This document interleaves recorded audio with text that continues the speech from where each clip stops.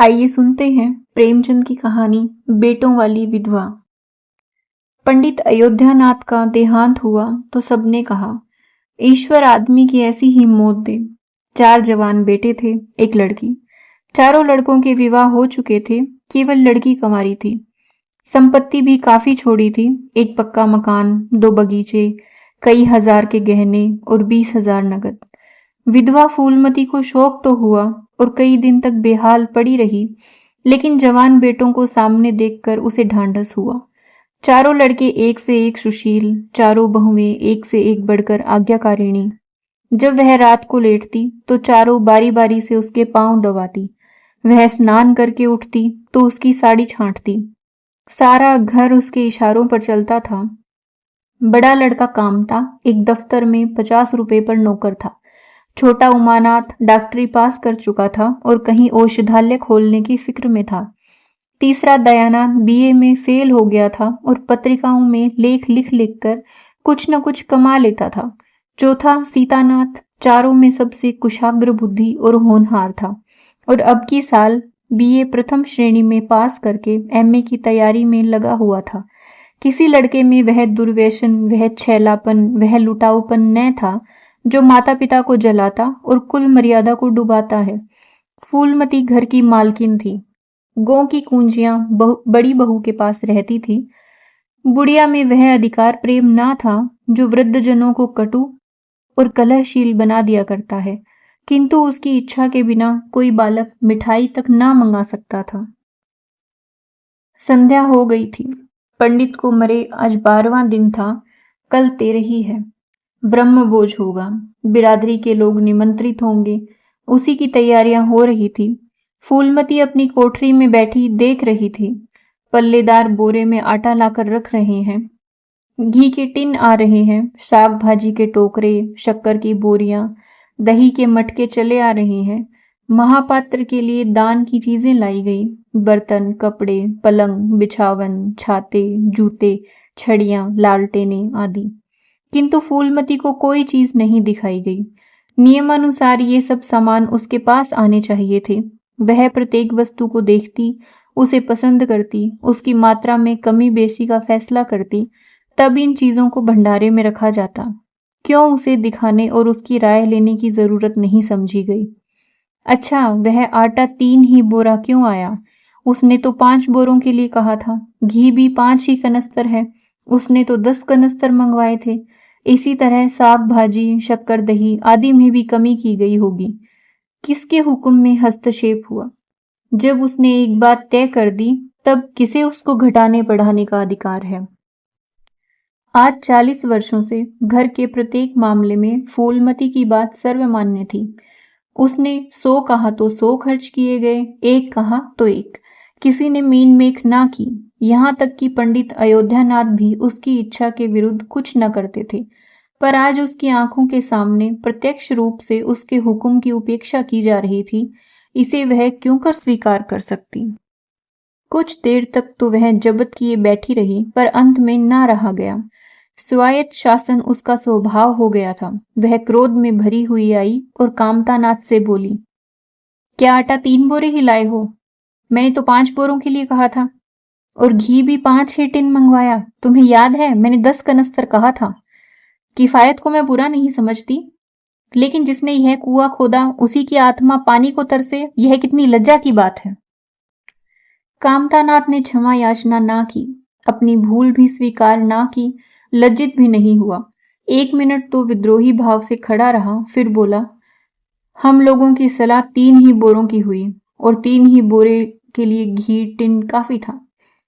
इसी हिसाब से और चीजें भी कम कर दी गई हैं। फूलमती उग्र होकर बोली, किसकी राय से आटा कम किया गया? हम लोगों की राय से। तो मेरी राय कोई चीज नहीं है। है क्यों नहीं, लेकिन अपना हानि लाभ तो हम समझते ही हैं। फूलमती हक्की बक्की होकर उसका मुंह ताकने लगी। इस वाक्य का आशय उसकी समझ में न आया। अपना हानि लाभ? अपने घर में हानि लाभ की जिम्मेदार वह आप है।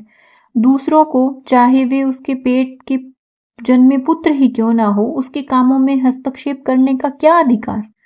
यह लोंडा तो इस ढिठाई से जवाब दे रहा है, मानो घर उसी का है, उसी ने मर मर कर गृहस्थी जोड़ी है। मैं तो गैर हूं, जरा इसकी हेकड़ी तो देखो। उसने तमतमाए हुए मुख से कहा, मेरे हानि लाभ के जिम्मेदार तुम नहीं हो। मुझे अख्तियार है, जो उचित समझूं वह करूं। अभी जाकर 2 बोरे आटा और 5 टिन घी और लाओ, और आगे के लिए खबरदार जो किसी ने मेरी बात काटी। अपने विचार में उसने काफी तंबीह कर दी थी। शायद इतनी कठोरता अनावश्यक थी। उसे अपनी उग्रता पर खेद हुआ। लड़के ही तो हैं, समझे होंगे कुछ किफायत करनी चाहिए। मुझसे इसलिए ना पूछा होगा कि अम्मा तो खुद हर एक काम में किफायत करती है। अगर इन्हें मालूम होता कि इस काम में मैं किफायत पसंद ना करूंगी तो कभी इन्हें मेरी उपेक्षा करने का साहस ना होता।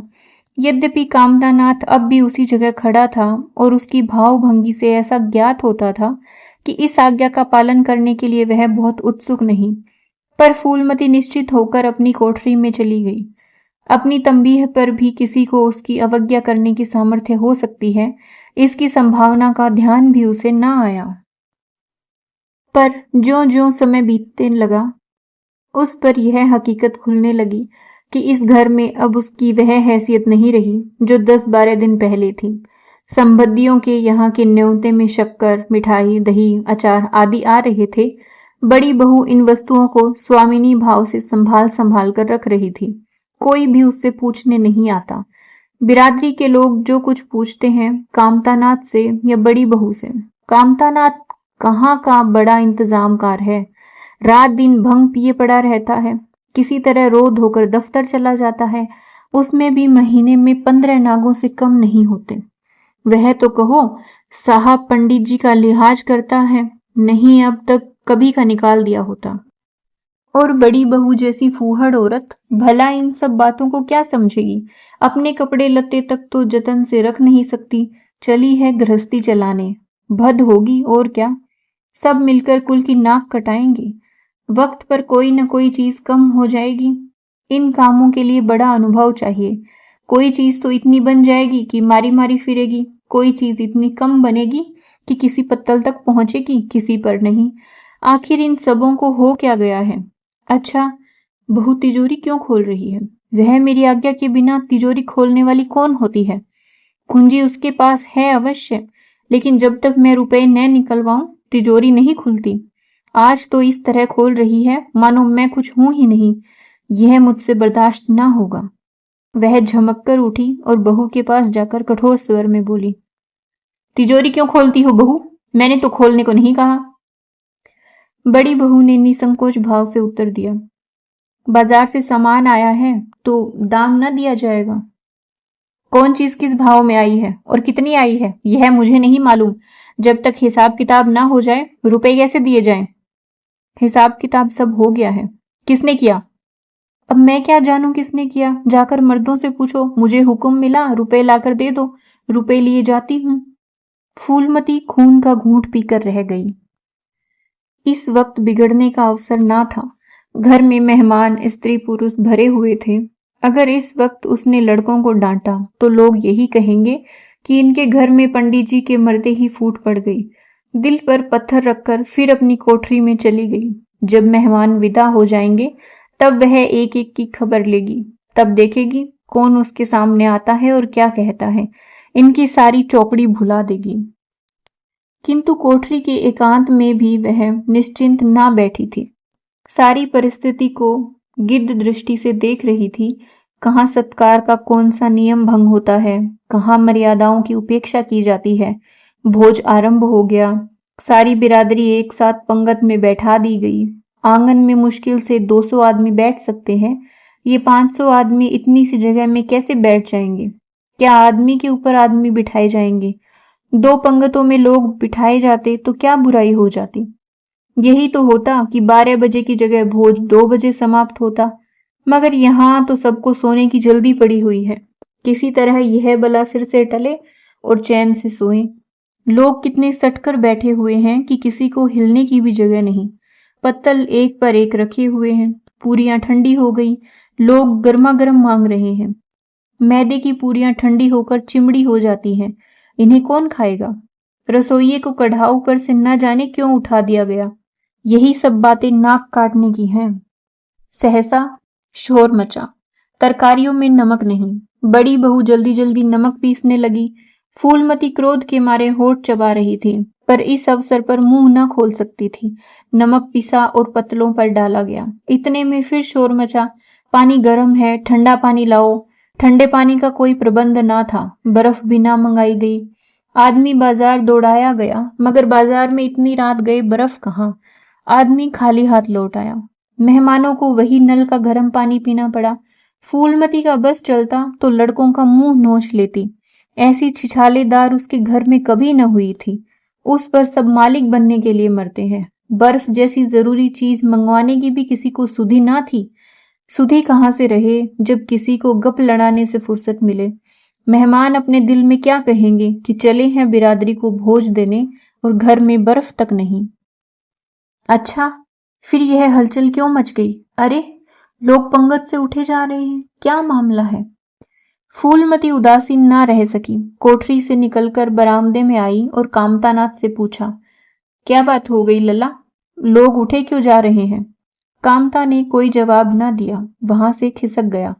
फूलमती झुंझलाकर रह गई। सहसा कहारिन मिल गई। फूलमती ने उससे भी यह प्रश्न किया। मालूम हुआ किसी के शोरबे में मरी हुई चूहिया निकल आई। फूलमती चित्रलिखित सी वहीं खड़ी रह गई। भीतर ऐसा उबाल उठा कि दीवार से सिर टकरा ले। अभागे भोज का प्रबंध करने चले थे। इस फूहड़पन की कोई हद है? कितने आदमियों का धर्म सत्यानाश हो गया। फिर पंगत क्यों न उठ जाए? आंखों से देखकर अपना धर्म कौन गवाएगा? हाँ, सारा किया धरा मिट्टी में मिल गया। सैकड़ों रुपए पर पानी फिर गया। बदनामी हुई, वह अलग। मेहमान उठ चुके थे। पतलों पर खाना ज्यों का त्यों पड़ा हुआ था। चारों लड़के आंगन में लज्जित खड़े थे। एक दूसरे को इल्जाम दे रहा था। बड़ी बहू अपनी देवरानियों पर बिगड़ रही थी। देवरानियां सारा दोष कुमुद के सिर पर डालती थी। कुमुद खड़ी रो रही थी। उसी वक्त फूलमती झल्लाई हुई आकर बोली, मुंह में कालीख लगी कि नहीं, या अभी कुछ कसर बाकी है? डूब मरो सबके सब जाकर चुल्लू भर पानी में। शहर में कहीं मुंह दिखाने लायक भी नहीं रहे। किसी लड़के ने जवाब ना दिया। फूलमती और भी प्रचंड होकर बोली, तुम लोगों को क्या, किसी को शर्म हया तो है नहीं? आत्मा तो उनकी रो रही है जिन्होंने अपनी जिंदगी घर की मर्जाद बनाने में खराब कर दी। उनकी पवित्र आत्मा को तुमने यूं कलंकित किया। शहर में थू थू हो रही है। अब कोई तुम्हारे द्वार पर पेशाब करने तो आएगा नहीं। कामतानाथ कुछ देर तक तो चुपचाप खड़ा सुनता रहा। आखिर झुंझलाकर बोला, अच्छा अब चुप करो अम्मा। भूल हुई, हम सब मानते हैं, बड़ी भयंकर भूल हुई, लेकिन अब क्या उसके लिए घर के प्राणियों को हलाल कर डालोगी? सभी से भूलें होती है, आदमी पछताकर रह जाता है, किसी की जान तो नहीं मारी जाती। बड़ी बहू ने अपनी सफाई दी। हम क्या जानते थे बीबी से इतना सा काम नहीं होगा। इन्हें चाहिए था कि देखकर तरकारी कढ़ाव में डालती। टोकरी उठाकर कढ़ाव में डाल दी, हमारा क्या दोष?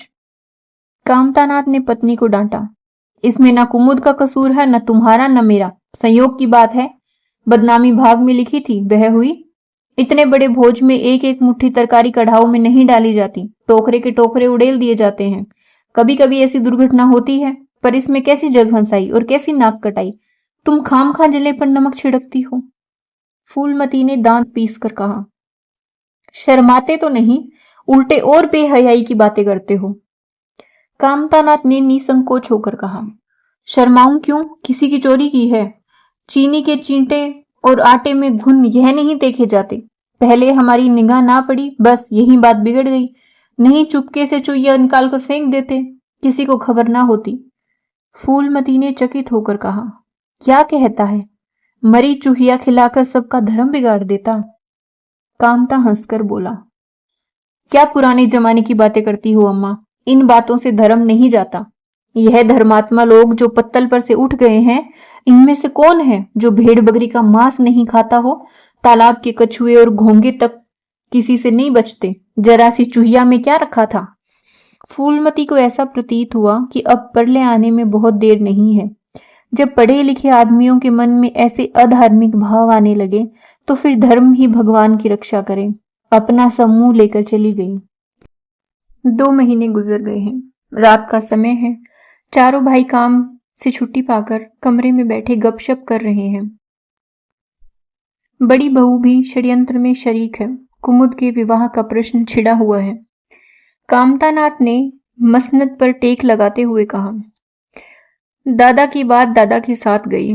पंडित विद्वान भी हैं और कुलीन भी होंगे, लेकिन जो आदमी अपनी विद्या और कुलीनता को रुपयों पर बेचे वह नीच है। ऐसे नीच आदमी के लड़के से हम कुमुद का विवाह सेंध में भी ना करेंगे। 5,000 तो दूर की बात है। उसे बताओ धत्ता और किसी दूसरे वर की तलाश करो। हमारे पास कुल 20,000 ही तो हैं। एक एक के हिस्से में 5-5 हजार आते हैं। 5,000 दहेज में दे दें और 5,000 नेग न्योछावर गाजे बाजे में उड़ा दें तो फिर हमारी बदिया ही बैठ जाएगी। उमानाथ बोले, मुझे अपना औषधालय खोलने के लिए कम से कम 5,000 की जरूरत है। मैं अपने हिस्से में से एक पाई भी नहीं दे सकता। फिर खुलते ही आमदनी तो होगी नहीं। कम से कम साल भर घर से खाना पड़ेगा। दयानाथ एक समाचार पत्र देख रहे थे। आंखों से ऐनक उतारते हुए बोले, मेरा विचार भी एक पत्र निकालने का है। प्रेस और पत्र में कम से कम 10,000 का कैपिटल चाहिए। 5,000 मेरे रहेंगे तो कोई न कोई साझेदार भी मिल जाएगा। पत्रों में लेख लिखकर मेरा निर्वाह नहीं हो सकता। कामतानाथ ने सिर हिलाते हुए कहा, अजी राम भजो, सेंध में कोई लेख छापता नहीं, रुपए कौन देता है? दयानाथ ने प्रतिवाद किया, नहीं, यह बात तो नहीं है। मैं तो कहीं भी बिना पेशगी पुरस्कार लिए नहीं लिखता। कामता ने जैसे अपने शब्द वापस लिए, तुम्हारी बात मैं नहीं करता भाई। तुम तो थोड़ा बहुत मार लेते हो, लेकिन सबको तो नहीं मिलता। बड़ी बहू ने श्रद्धा भाव से कहा, कन्या भाग्यवान तो दरिद्र घर में भी सुखी रह सकती है। अभागी हो तो राजा के घर में भी रोएगी। यह सब नसीबों का खेल है। कामतानाथ ने स्त्री की ओर प्रशंसा भाव से देखा। फिर इसी साल हमें सीता का विवाह भी तो करना है। सीतानाथ सबसे छोटा था। सिर झुकाए भाइयों की स्वार्थ भरी बातें सुन सुनकर कुछ कहने के लिए उतावला हो रहा था। अपना नाम सुनते ही बोला, मेरे विवाह की चिंता आप लोग ना करें। मैं जब तक किसी धंधे में ना लगूंगा विवाह का नाम भी ना लूंगा। और सच पूछिए तो मैं विवाह करना ही नहीं चाहता। देश को इस समय बालकों की जरूरत नहीं, काम करने वालों की जरूरत है। मेरे हिस्से के रुपए आप कुमुद के विवाह में खर्च कर दें। सारी बातें तय हो जाने के बाद यह उचित नहीं कि पंडित मुरारीलाल से संबंध तोड़ लिया जाए। उमा ने तीव्र स्वर में कहा, 10,000 कहां से आएंगे? सीता ने डरते हुए कहा, मैं तो अपने हिस्से के रुपए देने को कहता हूं। और शेष? मुरारीलाल से कहा जाए कि दहेज में कुछ कमी कर दे। वे इतने स्वार्थांध नहीं कि इस अवसर पर कुछ बल खाने को तैयार न हो जाए। अगर वह 3,000 में संतुष्ट हो जाएं तो 5,000 में विवाह हो सकता है। उमा ने कामतानाथ से कहा, सुनते हैं भाई साहब इसकी बातें। दयानाथ बोल उठे, तो इसमें आप लोगों का क्या नुकसान है? मुझे तो इस बात से खुशी हो रही है कि भला हम में कोई तो त्याग करने योग्य है। इन्हें तत्काल रुपए की जरूरत नहीं है। सरकार से वजीफा पाते ही हैं। पास होने पर कहीं न कहीं जगह मिल ही जाएगी। हम लोगों की हालत तो ऐसी नहीं है। कामतानाथ ने दूरदर्शिता का परिचय दिया। नुकसान की एक ही कही। हम में से एक को कष्ट हो तो क्या और लोग बैठे देखेंगे? यह अभी लड़के हैं, इन्हें क्या मालूम समय पर 1 रुपया 1 लाख का काम करता है। कौन जानता है कल इन्हें विलायत जाकर पढ़ने के लिए सरकारी वजीफा मिल जाए या सिविल सर्विस में आ जाए। उस वक्त सफर की तैयारियों में 4-5 हजार लग जाएंगे।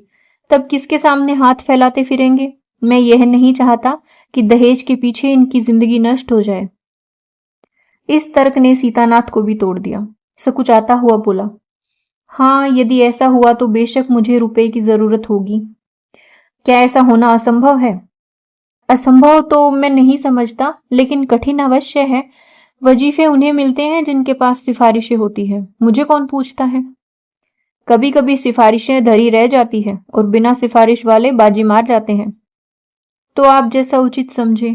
मुझे यहां तक मंजूर है कि चाहे मैं विलायत ना जाऊं पर कुमुद अच्छे घर जाए।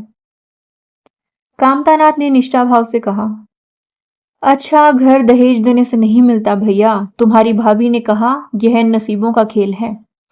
मैं तो चाहता हूं कि मुरारीलाल को जवाब दे दिया जाए और कोई ऐसा घर खोजा जाए जो थोड़े में राजी हो जाए। इस विवाह में मैं 1,000 से ज्यादा खर्च नहीं कर सकता। पंडित दीनदयाल कैसे हैं? उमा ने प्रसन्न होकर कहा, बहुत अच्छे हैं। एमए बीए ना सही, यजमानों से अच्छी आमदनी है। दयानाथ ने आपत्ति की, अम्मा से भी पूछ तो लेना चाहिए। कामतानाथ को इसकी कोई जरूरत न मालूम हुई, बोले, उनकी तो जैसे बुद्धि भ्रष्ट हो गई। वही पुराने युग की बातें मुरारी लाल के नाम पर उधार खाए बैठी हैं। यह नहीं समझती कि वह जमाना नहीं रहा। उनको तो बस कुमुद मुरारी पंडित के घर जाए, चाहे हम लोग तबाह हो जाएं। उमा ने एक शंका उपस्थित की, अम्मा अपने सारे गहने कुमुद को दे देंगी, देख लीजिएगा। कामतानाथ का स्वार्थ नीति से विद्रोह न कर सका, बोले, गहनों पर उनका पूरा अधिकार है, यह उनका स्त्री धन है, जिसे चाहे दे सकती है। उमा ने कहा, स्त्री धन है तो क्या वे उसे लुटा देंगी? आखिर वह भी तो दादा की ही कमाई है। किसी की कमाई हो, स्त्री धन पर उनका पूरा अधिकार है।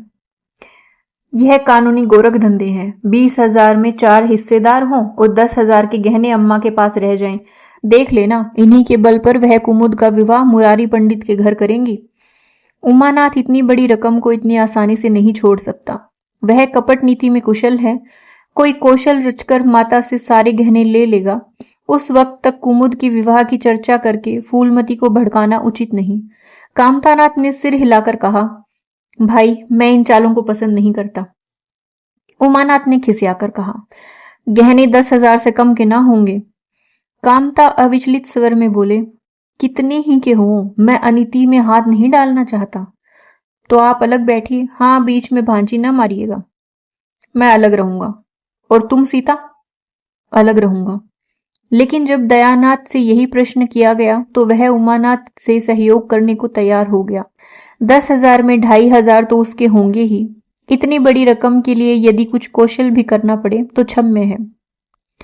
फूलमती रात को भोजन करके लेटी थी कि उमा और दया उसके पास जाकर बैठ गए। दोनों ऐसा मुंह बनाए हुए थे मानो कोई भारी विपत्ति आ पड़ी है। फूलमती ने सशंक होकर पूछा, तुम दोनों घबराए हुए मालूम होते हो। उमा ने सिर खुजलाते हुए कहा, समाचार पत्रों में लेख लिखना बड़े जोखिम का काम है अम्मा। कितना ही बचकर लिखो, लेकिन कहीं ना कहीं पकड़ हो ही जाती है। दयानाथ ने एक लेख लिखा था, उस पर 5,000 की जमानत मांगी गई है। अगर कल तक जमा न कर दी गई तो गिरफ्तार हो जाएंगे और 10 साल की सजा ठुक जाएगी। फूलमती ने सिर पीटकर कहा, ऐसी बातें क्यों लिखते हो बेटा? जानते नहीं हो आजकल हमारे अधीन आए हुए हैं, जमानत किसी तरह टल नहीं सकती। दयानाथ ने अपराधी भाव से उत्तर दिया, मैंने तो अम्मा ऐसी कोई बात लिखी ही नहीं, लेकिन किस्मत को क्या करूं। हाकिम जिला इतना कड़ा है कि जरा सी रियायत नहीं करता। मैंने जितनी दौड़ धूप हो सकती थी सब कर ली। तो तुमने कामता से रुपए का प्रबंध करने को नहीं कहा?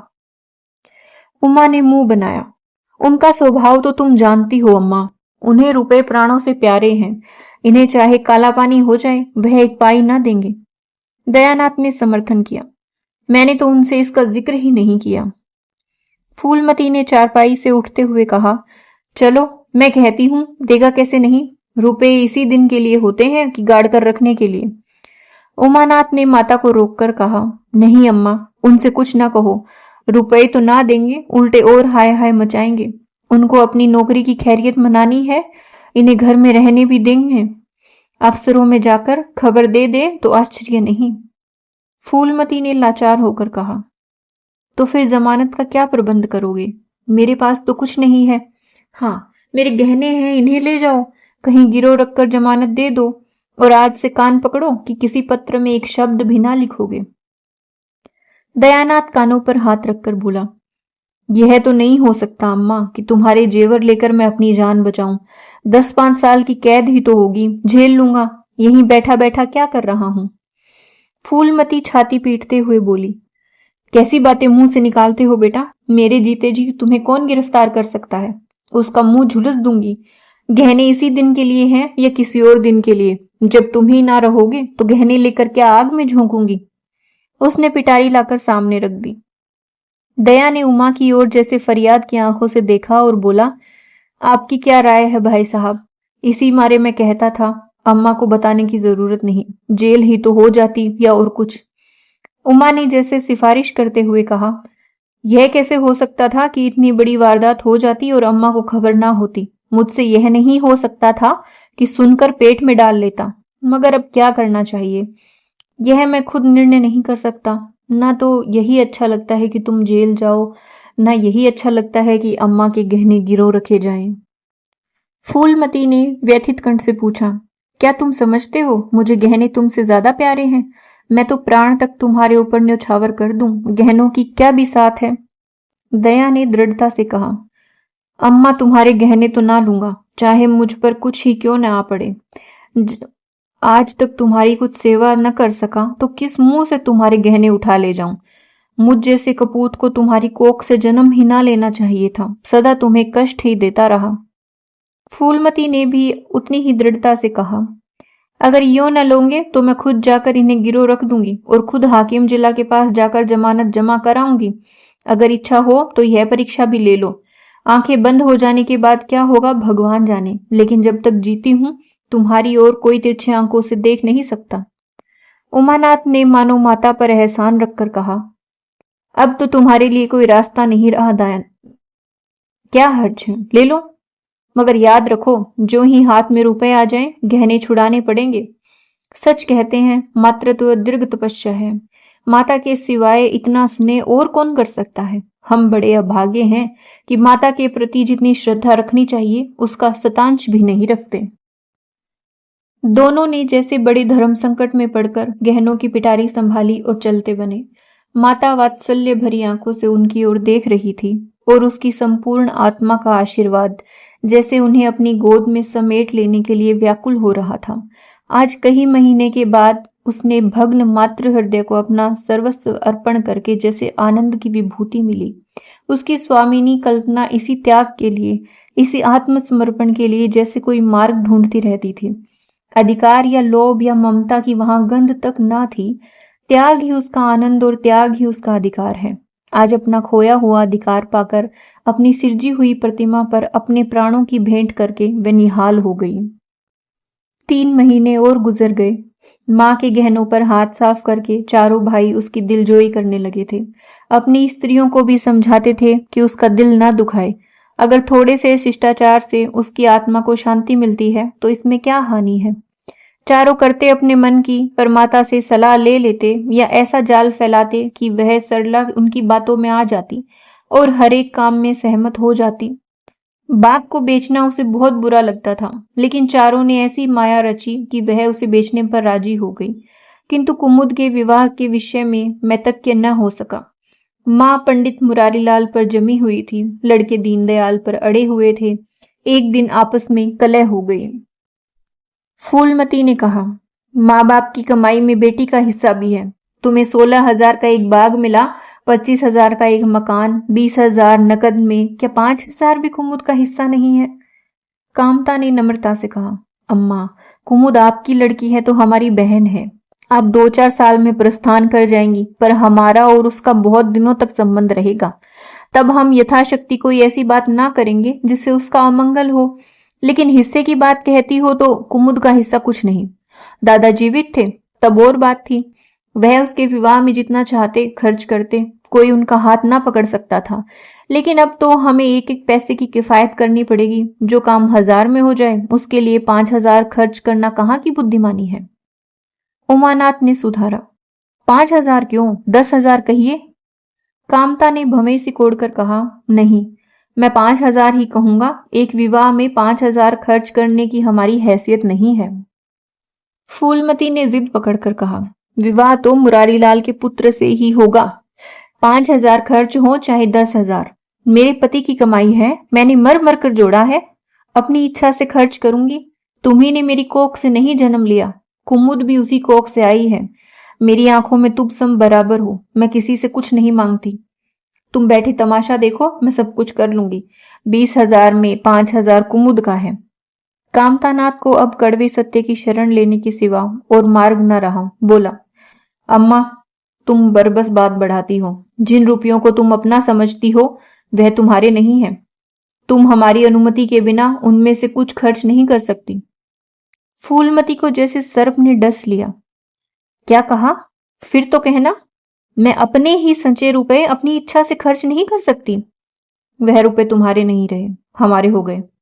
तुम्हारे होंगे, लेकिन मेरे मरने के पीछे। नहीं, दादा के मरते ही हमारे हो गए। उमानाथ ने बेहयाई से कहा। अम्मा, कानून कायदा तो जानती नहीं, नाहक उछलती है। फूलमती क्रोध विह्वल होकर बोली, भाड़ में जाए तुम्हारा कानून, मैं ऐसे कानून को नहीं जानती। तुम्हारे दादा ऐसे कोई धन्ना सेठ नहीं थे। मैंने ही पेट और तन काटकर यह गृहस्थी जोड़ी है, नहीं आज बैठने की छां न मिलती। मेरे जीते जी तुम मेरे रुपए नहीं छू सकते। मैंने 3 भाइयों के विवाह में 10-10 हजार खर्च किए हैं, वही मैं कुमुद के विवाह में खर्च करूंगी। कामतानाथ भी गर्म पड़ा। आपको कुछ भी खर्च करने का अधिकार नहीं है। उमानाथ ने बड़े भाई को डांटा। आप खामखा अम्मा के मुंह लगते हैं भाई साहब। मुरारी लाल को पत्र लिख दीजिए कि तुम्हारे यहाँ कुमुद का विवाह ना होगा, बस छुट्टी हुई। कायदा कानून तो जानती नहीं, व्यर्थ की बहस करती हैं। फूलमती ने संयमित स्वर में कहा, अच्छा क्या कानून है, जरा मैं भी सुनूं। उमा ने निरीह भाव से कहा, कानून यही है कि बाप के मरने के बाद जायदाद बेटों की हो जाती है, माँ का हक केवल रोटी कपड़े का है। फूलमती ने तड़प कर पूछा, किसने बनाया यह कानून? उमा शांत स्थिर स्वर में बोला, हमारे ऋषियों ने, महाराज मनु ने, और किसने? फूलमती एक क्षण अवाक रहकर आहत कंठ से बोली, तो इस घर में मैं तुम्हारे टुकड़ों पर पड़ी हुई हूं। उमानाथ ने न्यायाधीश की निर्ममता से कहा, तुम जैसा समझो। फूलमती की संपूर्ण आत्मा मानो इस वज्रपात से चित्कार करने लगी। उसके मुख से जलती हुई चिंगारियों की भांति यह शब्द निकल पड़े, मैंने घर बनाया, मैंने संपत्ति जोड़ी, मैंने तुम्हें जन्म दिया, पाला, और आज मैं इस घर में गैर हूं। मनु का यही कानून है और तुम उसी कानून पर चलना चाहते हो। अच्छी बात है, अपना घर द्वार लो, मुझे तुम्हारी आश्रिता बनकर रहना स्वीकार नहीं। इससे कहीं अच्छा है कि मैं मर जाऊं। वाह रे अंधेर, मैंने पेड़ लगाया और मैं ही उसकी छांव में खड़ी नहीं हो सकती। अगर यही कानून है तो इसमें आग लग जाए। चारों युवकों पर माता के इस क्रोध और आतंक का कोई असर न हुआ। कानून का फौलादी कवच उनकी रक्षा कर रहा था, इन कांटों का उन पर क्या असर हो सकता था। जरा देर में फूलमती उठकर चली गई। आज जीवन में पहली बार उसका वात्सल्य मग्न मातृत्व अभिशाप बनकर उसे धिक्कारने लगा। जिस मातृत्व को उसने जीवन की विभूति समझा था, जिसके चरणों पर वह सदैव अपनी समस्त अभिलाषाओं और कामनाओं को अर्पित करके अपने को धन्य मानती थी, वही मातृत्व आज उसे अग्निकुंड सा जान पड़ा, जिसमें उसका जीवन जलकर भस्म हो गया। संध्या हो गई थी। द्वार पर नीम का वृक्ष सिर झुकाए निस्तब्ध खड़ा था, मानो संसार की गति पर क्षुब्ध हो रहा हो। अस्ताचल की ओर प्रकाश और जीवन का देवता फूलवती के मातृत्व की अपनी चिता में जल रहा था। फूलमती अपने कमरे में जाकर लेटी तो उसे मालूम हुआ उसकी कमर टूट गई है। पति के मरते ही अपने पेट के लड़के उसके शत्रु हो जाएंगे, उसको स्वप्न में भी अनुमान न था। जिन लड़कों को उसने अपना हृदय रक्त पिला पिला कर पाला, वही आज उसके हृदय पर यूं आघात कर रहे हैं। अब वह घर उसे कांटों की सेज हो रहा था। जहां उसकी कुछ कद्र नहीं, कुछ गिनती नहीं, वहां अनाथों की भांति पड़ी रोटियां खाए, यह उसकी अभिमानी प्रकृति के लिए असह्य था। पर उपाय ही क्या था? वह लड़कों से अलग होकर भी रहे तो नाक किसकी कटेगी? संसार उसे थूके तो क्या और लड़कों को थूके तो क्या, बदनामी तो उसी की है।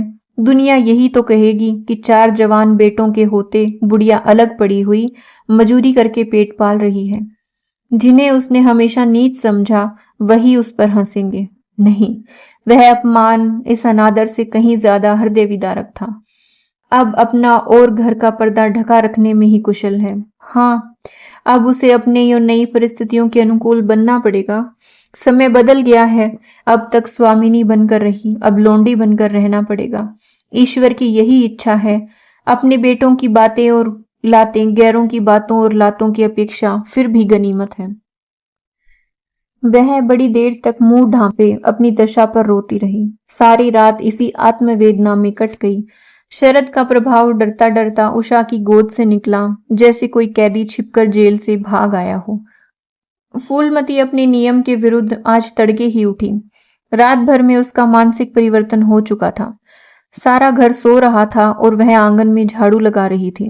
रात भर ओस में भीगी हुई उसकी पक्की जमीन उसके नंगे पैरों में कांटों की तरह चुभ रही थी। पंडित जी उसे कभी इतने सवेरे उठने ना देते थे। शीत उसके लिए बहुत हानिकारक था, पर अब वह दिन नहीं रहे। प्रकृति को समय के साथ बदल देने में प्रयत्न कर रही थी।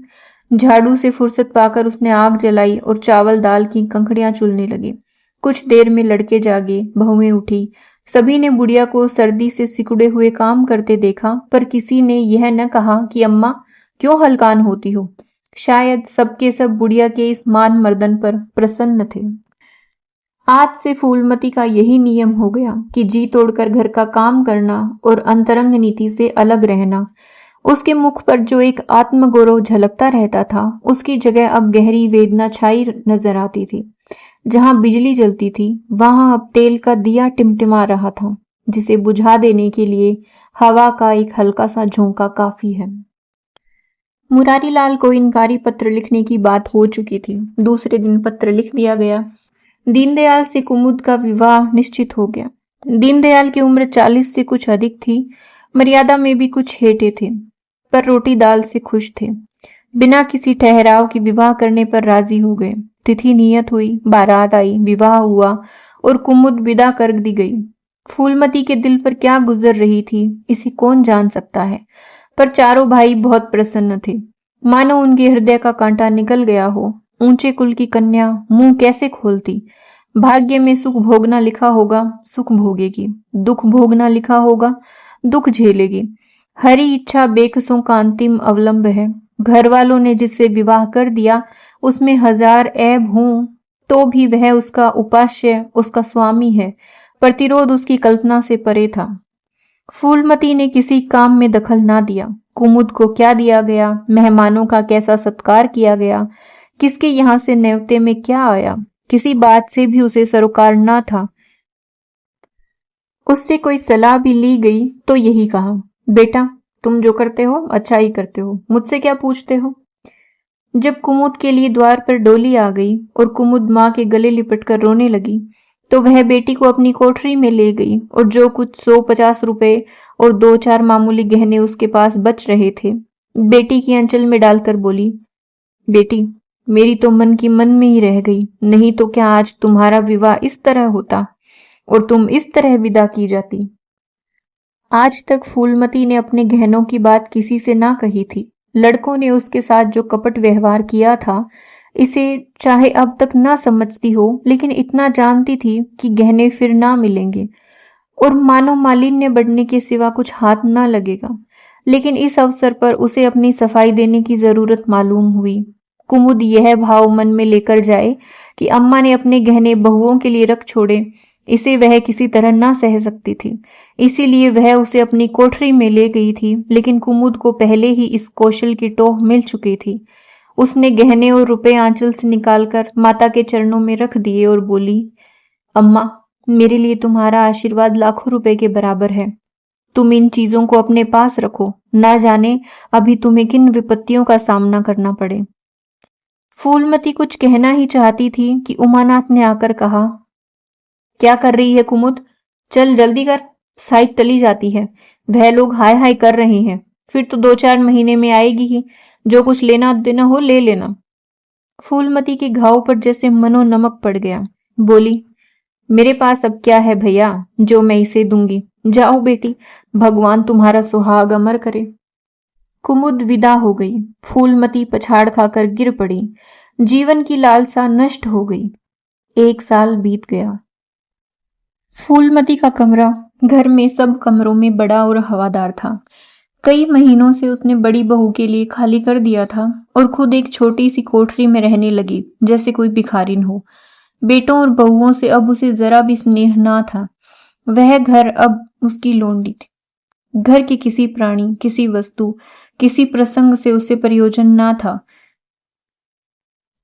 वह केवल इसलिए जीती थी कि मौत ना आती थी। सुख या दुख का अब उसे लेश मात्र भी ज्ञान ना था। उमानाथ का औषधालय खुला, मित्रों की दावत हुई, नाच तमाशा हुआ। दयानाथ का प्रेस खुला, फिर जलसा हुआ।